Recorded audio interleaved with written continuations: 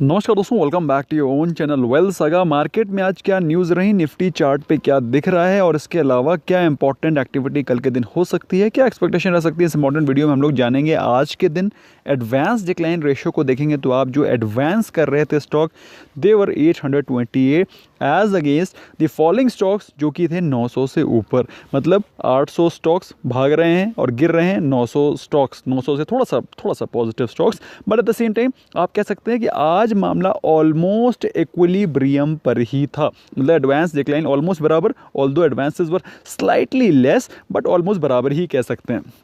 अगर बात करें आज के मार्केट मोमेंटम में, निफ्टी बैंक ऑलमोस्ट 30,400 के नीचे चला गया था, लेकिन उसके बाद उसमें शानदार रिकवरी है। चार्ट पे क्या दिखाई पड़ रहा है वो भी हम लोग देखेंगे।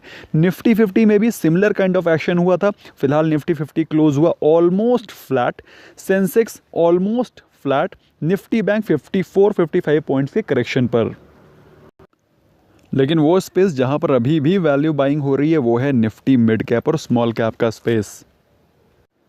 क्योंकि जब मार्केट गिर करके ऑलमोस्ट फ्लैट क्लोज हो रही है, उसके बावजूद भी Nifty mid cap almost 100 points ऊपर है। मतलब क्या है इसका मतलब, ये है मिड कैप और स्मॉल कैप के स्पेस में जहां कहीं भी वैल्यू है वहां पर अभी भी फ्रेश बाइंग चल रही है। बात करें ग्लोबल मार्केट्स की, तो ग्लोबल मार्केट्स में आज आपको मिक्स्ड ओपिनियन, मिक्स्ड क्यूज दिखाई पड़ रहे हैं, लेकिन मामला अभी भी बुलिश है। क्योंकि आप देखें नैस्डैक में भी मामला अभी 62 पॉइंट्स अप है। मार्केट यूएस मार्केट है 62 पॉइंट्स अप। और उसके क्या रीजंस है हम लोग बातचीत करेंगे। अभी SGX Nifty is almost flat and presently trading at 13,570, almost flat he. Second session का कारोबार ऑलमोस्ट फ्लैट ही चल रहा है।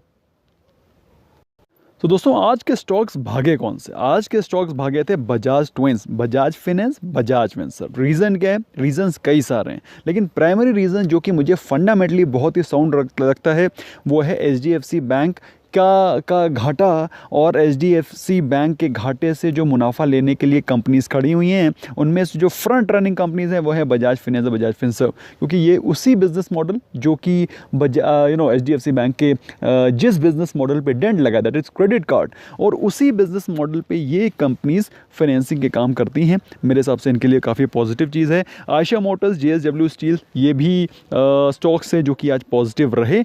निगेटिव स्टॉक कौन से थे? निगेटिव स्टॉक वही थे जो अभी पिछले कुछ दिनों से काफ़ी ज़्यादा भाग रहे थे।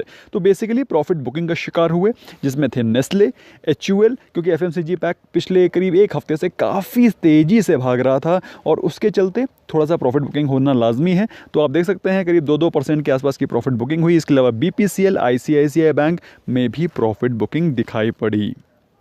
दोस्तों निफ्टी का चार्ट एनालिसिस करें उससे पहले एक बार क्विक रिव्यू लेते हैं। आज जो IPO खुला था वो that is Mrs Bector's IPO, और मिसेस बेक्टर्स IPO में आज पहले ही दिन almost 4 times 400%, 3.72 times to be specific, इतना सब्सक्रिप्शन हुआ। रिटेल के बारे में बात करें 3.83 टाइम्स, परसेंट नहीं 3.83 टाइम्स। NII 1.37 times. एम्प्लॉयज़ तो आप समझ सकते हैं बहुत ही ज़्यादा बुलिश हैं। तो कुल मिलाकर के market is extremely bullish, and उसी बुलिश का मोमेंटम आप IPOs में भी देख सकते हैं। और इसमें बहुत ही ज़बरदस्त IPO आ रहा है। जो भी IPO आ रहा है वो बहुत शानदार परफॉर्म कर रहा है।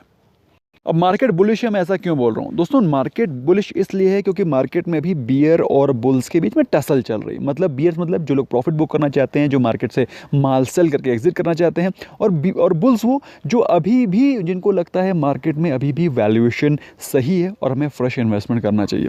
पिछले 3 दिन की कैंडल्स देखिए दोस्तों, 1 डे की कैंडल लगी हुई है, 1, 2 एंड 3। पिछले 3 दिन की कैंडल से आपको क्लियर कट दिखाई पड़ रहा है। ऑल्दो बियर्स मार्केट्स को नीचे लेकर के आ रहे हैं, वो सेलिंग कर रहे हैं, वो प्रॉफिट बुकिंग कर रहे हैं, लेकिन मार्केट में अभी भी नीचे के लेवल से प्राइस रिजेक्शन आ रहा है और मार्केट ऊपर जाकर के क्लोज हो रही है। What does this indicate? This clearly indicates कि मार्केट में अभी कोई भी फॉल एक्सेप्टेबल नहीं है। अभी एज ऑन डेट अभी कोई भी इतनी कोई बड़ी नेगेटिव न्यूज़ या फिर कोई बहुत बड़ा रीज़न नहीं है जिसकी वजह से प्रॉफिट बुकिंग हो या फिर मार्केट क्रैश हो। मार्केट अभी ऑलमोस्ट फ्लैट चल रही है। इसीलिए दोस्तों ऑल्दो मार्केट में वॉलेटिलिटी काफ़ी रहती है, जैसा कि मैं आपको मॉर्निंग अपडेट में बताता हूँ। मॉर्निंग अपडेट में मैंने आपको बताया था कि आज वॉलेटिलिटी बहुत ज़बरदस्त रहेगी और दिखाई भी पड़ी, लेकिन मार्केट क्लोज ऑलमोस्ट अपने ओपनिंग पे हुई। इसका मतलब क्या है कि मार्केट अभी ऊपर जाने के लिए कोई ट्रिगर ढूंढ रही है, जो कि है नहीं। गिरने का अभी कोई बैड न्यूज़ है, कोई रीज़न नहीं है, इसलिए मार्केट वहीं पर स्टेबलाइज्ड है।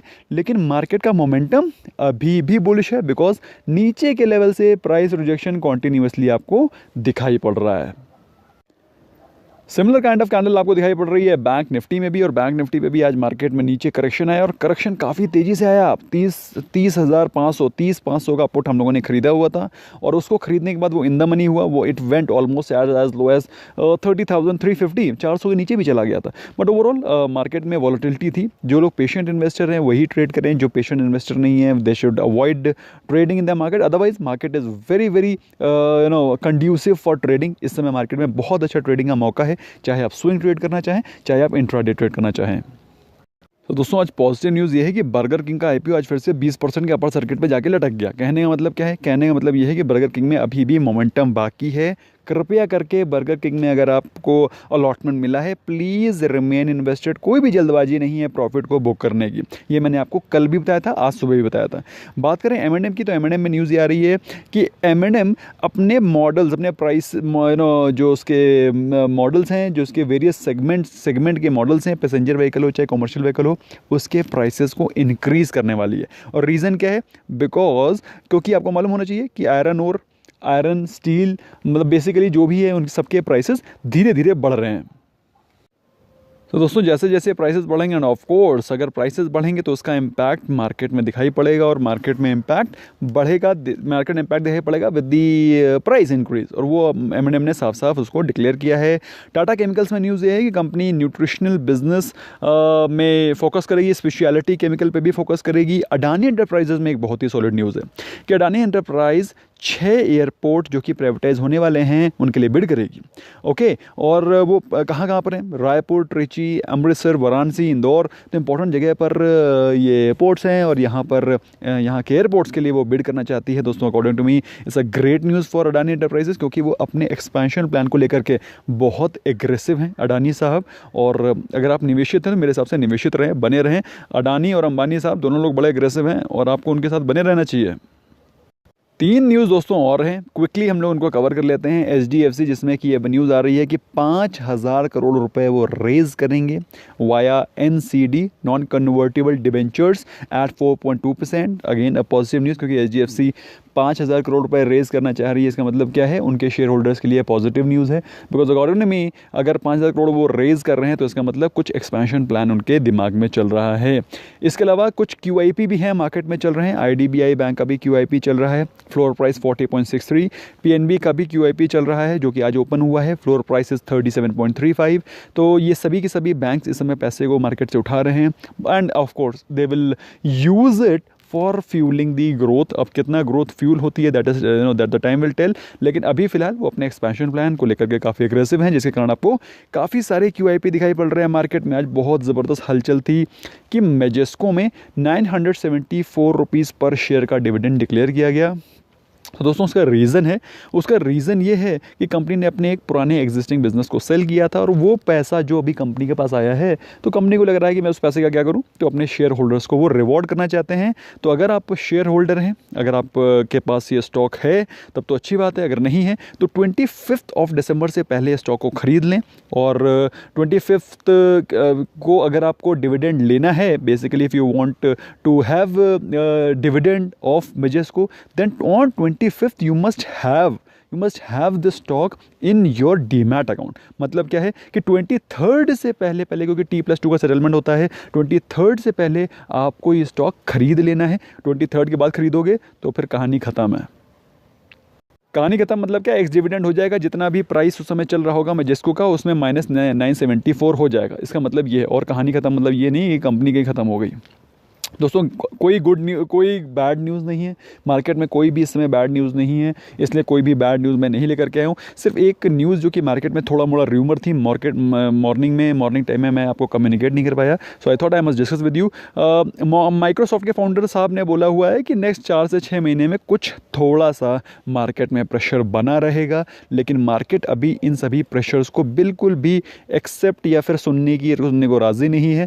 तो चूंकि मार्केट सुनने को राज़ी नहीं है, इसलिए हम लोग भी ज़्यादा तवज्जो नहीं देंगे, हम लोग अपने पोर्टफोलियो में बने रहेंगे और अपने स्टॉक्स में ट्रेडिंग करते रहेंगे और ज़बरदस्त मुनाफा कमाते रहेंगे ऑन डेली बेसिस। जो मेरे मेंबर्स हैं वो लोग तो जानते ही हैं, we are making money on daily basis.